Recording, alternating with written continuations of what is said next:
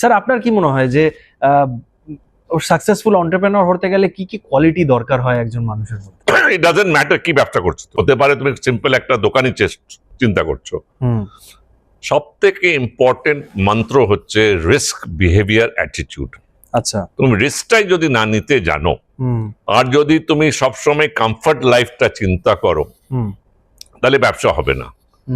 কোথাও তোমাকে আমি বলবো ক্যালকুলেটিভ রিস্ক নিতে হবে। আচ্ছা, তখন তোমাকে বুদ্ধিটা কি করতে হবে, কি তুমি যদি নিজেও চাকরি রাখতে চাও, তাহলে বাড়িতে অন্য কাউকে দেখো যে বিজনেসে নামতে পারে, যে একটু অল্প ইনভেস্টমেন্ট দিয়ে কোথাও শুরু করতে পারে, ইয়া অন্য কাছ থেকে কোথাও লোন নিয়ে শুরু করতে পারে।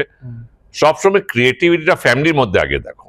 আচ্ছা, বউয়ের মধ্যে দেখো, যদি জয়েন্ট ফ্যামিলিতে থাকো ভাইদের মধ্যে দেখো, আর না হলে নিজের মধ্যে দেখো।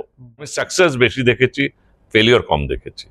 তুমি বলতে পারো সাকসেসের মাপদণ্ড কি খালি টাকা, কত টাকা বানিয়েছি? Absolutely not in my books. কিন্তু প্রথম যেটা খেল, ওইটা ছোটও যদি রিটার্ন আসে, তোমাকে যে শিক্ষাটা তুমি ওর থেকে পাচ্ছ, আর যে এক্সপিরিয়েন্সটা পাচ্ছ, যে টেকনিক গুলো শিখছো, ওইটা কিন্তু তোমাকে হেল্প করবে আরো 5টা কোম্পানি করার, আচ্ছা, ইয়া আরো বড় করা এই কোম্পানিটাকে। ওই কনফিডেন্সটাই হচ্ছে আসল। ওইটা একবার এক্সপিরিয়েন্স আর কনফিডেন্স যদি দুটো জেগে যায়, তোমাকে আটকাবার লোক আর কেউ নেই ওর পরে।